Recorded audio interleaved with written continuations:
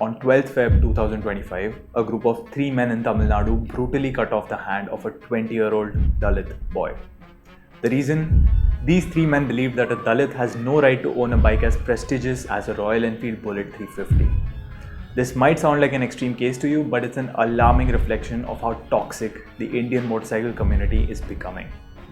अगर ऐसे ही चलता रहा तो कुछ सालों में रॉयल एनफील्ड शोरूम की एंट्री के लिए तुम्हें तुम्हारा ब्लड लाइन रिपोर्ट और कास्ट काउंसिल का अप्रूवल दिखाना पड़ेगा. I am sure most of you have seen two sides of this in your friend circle. छपरी लोग ये बाइक के लायक नहीं है, और a more commonly heard expression, ये बाइक छपरी है इसीलिए मैं इसको कभी नहीं खरीदूंगा. If you have made either of these statements then I am sorry to say, but you are part of the problem. Don't worry, my motive in this video isn't to shame you, but rather to start a discussion on how we can fix this problem. I've been wanting to make this video since December, but halfway through the process, I felt like the Indian audience is just not ready for this topic yet.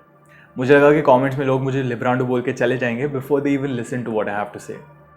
But then yesterday I watched Motozumo's reel on Instagram, and to my pleasant surprise, the audience was actually very receptive to what he was trying to say. So shout out to Motozumo for starting a conversation which is much needed, not just in the motorcycle community, but in India as a whole.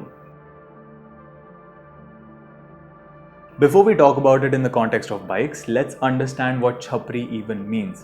Because people like me were introduced to this word as a casual nickname for anybody being an asshole on the road. But in reality, this word carries a lot of baggage. Chapri at its very core is a casteist term.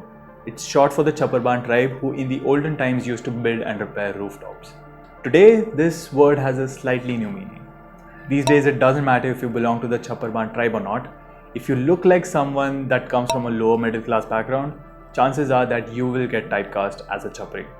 It has turned into a classist remark which is being used to belittle the lower classes of society. When you label someone as a Chapri based on their behavior, their appearance, or even the way they talk, you are perpetuating the same divisive mindset that once led to the discrimination of people as untouchables in India. So how do we solve this in the motorcycle community? Well, the first solution is to challenge your own bias. A bike's value or prestige should not depend on which economic class rides it, but instead on the joy that it brings to you as an individual rider. Just because social media has associated a bike with a certain type of owner does not make the bike any better or worse for you to ride. For example, when enthusiasts like you and I decide that KTM बहुत अच्छे bikes बनाता तो है, लेकिन ये छपरी लोग लेते हैं इसीलिए मैं नहीं लूँगा. What happens is that the responsible and skilled customer base for KTM automatically shrinks. Meanwhile, this so-called Chapri, or rather the irresponsible customer base, remains the exact same. Which means that the responsible to irresponsible rider ratio of KTM is now going to be This is called the reverse bandwagon effect, and it honestly sucks for all the parties involved. It sucks for the bikers because we end up not buying a bike that we love. It sucks for the brand because they lose sales and reputation. Meanwhile, the irresponsible riders get shamed and abused on social media because they don't know any better.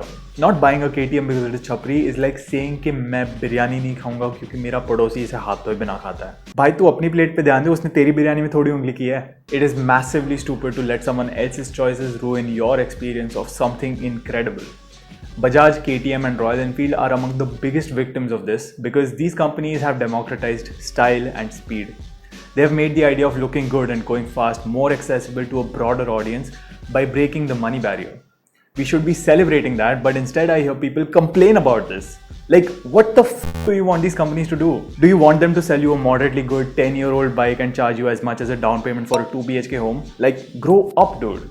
I want to show you a video by a very big YouTuber whose content I usually enjoy, but this one was just complete nonsense.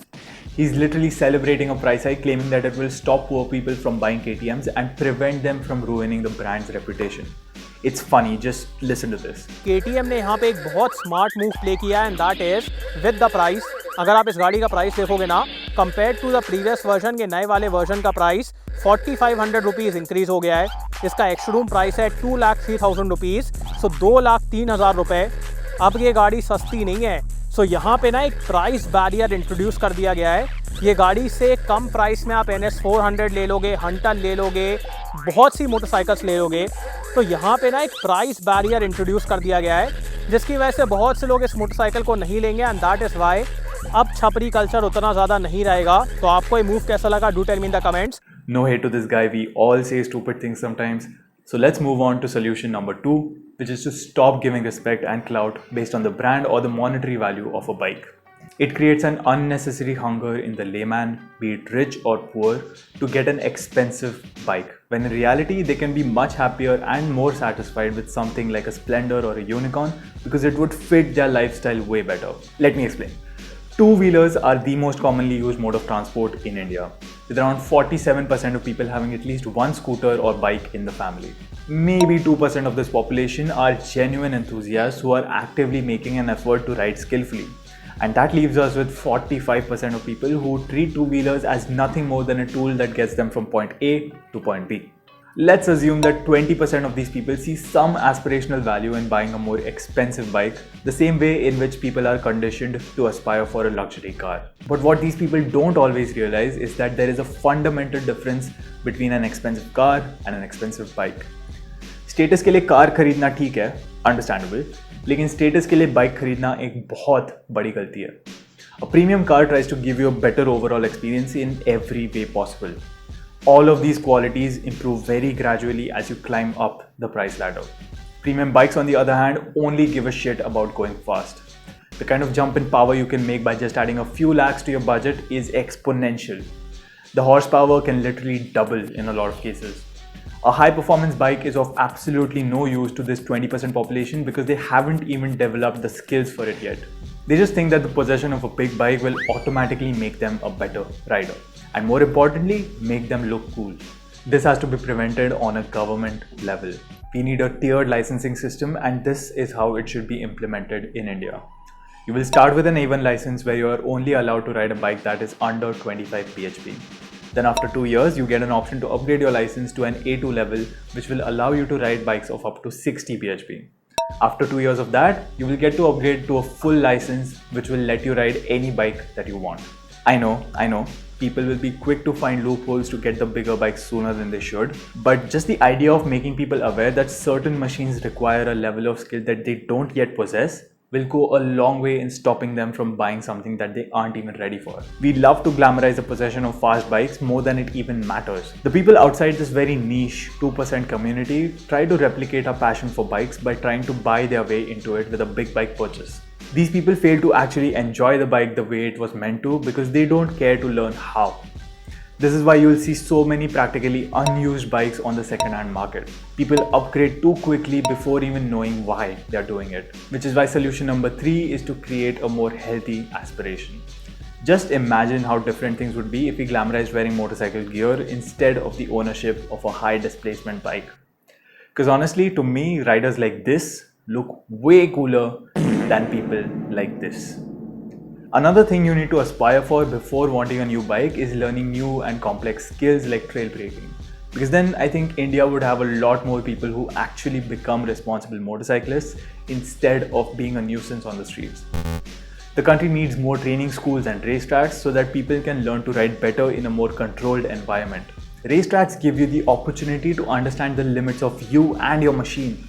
It helps you build skills that can translate into real-world riding. It also serves as a good outlet for the temptation of riding your bikes fast on the public roads.